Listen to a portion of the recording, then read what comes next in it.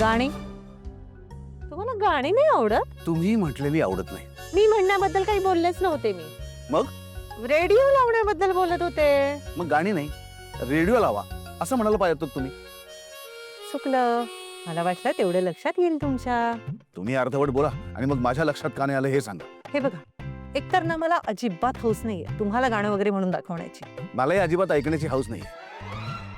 मला असं वाटलं की बोर होतोय म्हणून आता गाण्याच्या भेंड्या घ्यायच्या तुम्हाला. माझ्या बोलण्याचा नेहमी चुकीचा अर्थ का काढता हो तुम्ही? आता फक्त गाणी इतकंच म्हटल्यानंतर माणूस दुसरं काय समजून घेणार आहे? गाणी भेंड्या असं म्हणाले असते तर भेंड्या खेळायच्या तसा अर्थ निघू शकतो. पण तुम्ही क्लिअर बोलत नाही ना, म्हणून वेगवेगळे अर्थ निघतात. हीच फॅक्ट. ओके. तुमचं हे ओके म्हणजे नक्की काय ना ते मला अजून कळत नाहीये. म्हणजे विषय थांबवा की माझं म्हणणं पटलंय. ओके म्हणजे तुमच्या गाडीत हा जो रेडिओ आहे तो सुरू करूया का? मला शांतता आवडते. मी मला माझं प्रत्येक वेळी सगळं तुमच्याबद्दल ना. It is always about you your self. टीका तीही इंग्लिश मध्ये. फाईन, नका लावू रेडिओ. बरं लावतो. किमान त्या निमित्ताने भांडणार नाही तुम्ही. मुळात मी भांडत नाही. आपल्यामधली सगळी भांडणं ही तुमच्यापासून सुरू होतात.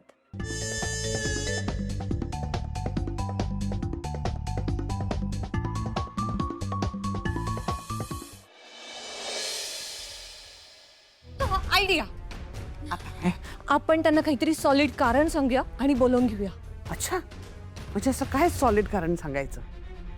मम्मा, तू आजारी पडलीस असं सांगूया. म्हणजे समजता तर पटकन येईल. मी? हा, म्हणजे मी काय करायचं? तुला अटॅक आलाय असं सांगायचं. हे- आणि तुला हॉस्पिटलमध्ये ऍडमिट करूया.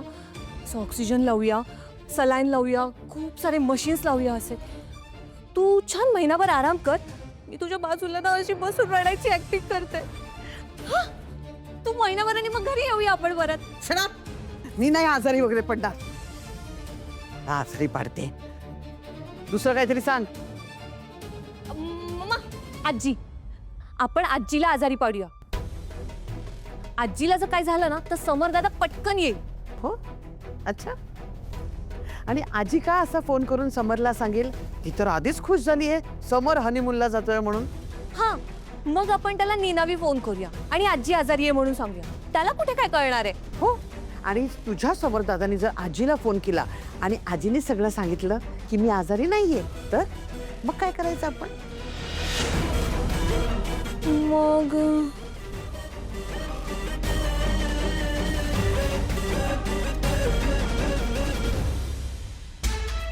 मम्मा, हे बघ, ते कुठे गेलेत त्याची इन्फॉर्मेशन आपल्याकडे सगळी आहे. आपण तिथे फोन करूया आणि त्यांचं सगळं बुकिंग कॅन्सल करूया. मग ते दुसरीकडे जातील.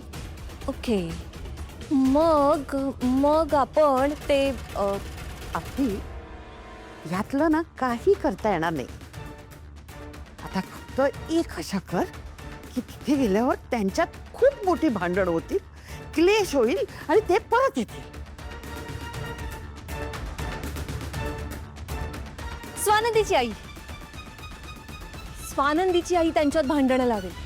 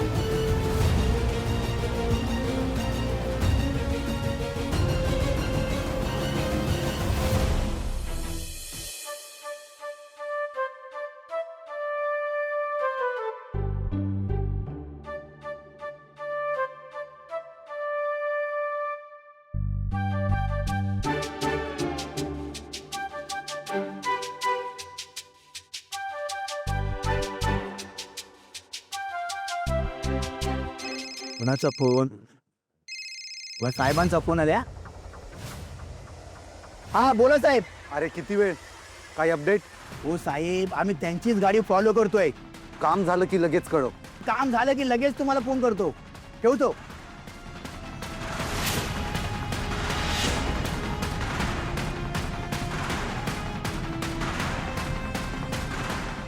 राठोड काका, स्पीड वाढवा.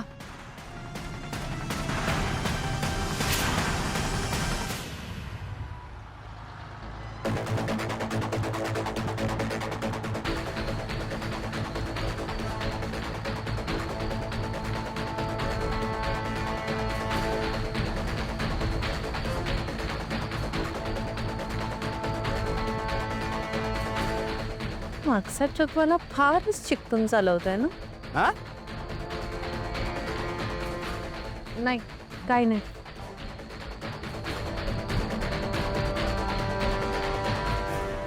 आहे की नाही मी ब्रिलियंट, आणि तू मला माठ म्हणतेस. हे बघ, स्वानंदीची आई आहे ना, त्यांच्यात बरोबर भांडणं लावेल.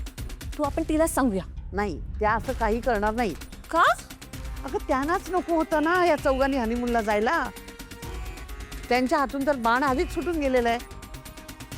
आणि जरी त्यांनी काही करायचा प्रयत्न केला तर स्वानंदीचे बाबा आहेतच, ते तिला काहीही करू देणार नाही. मग आता गेली प्रॉपर्टी. नाही, ही जिवंत असेपर्यंत हे असं होऊ देणार नाही. इतकी वर्ष ही प्रॉपर्टी मिळवण्यासाठी मी खूप मेहनत घेतली आहे. ती अशी सहजासहजी वाया जाऊ देणार नाही. माझ्या मुलांच्या तोंडचा घास मी त्या स्वानंदीच्या वशात जाऊ देणार नाही.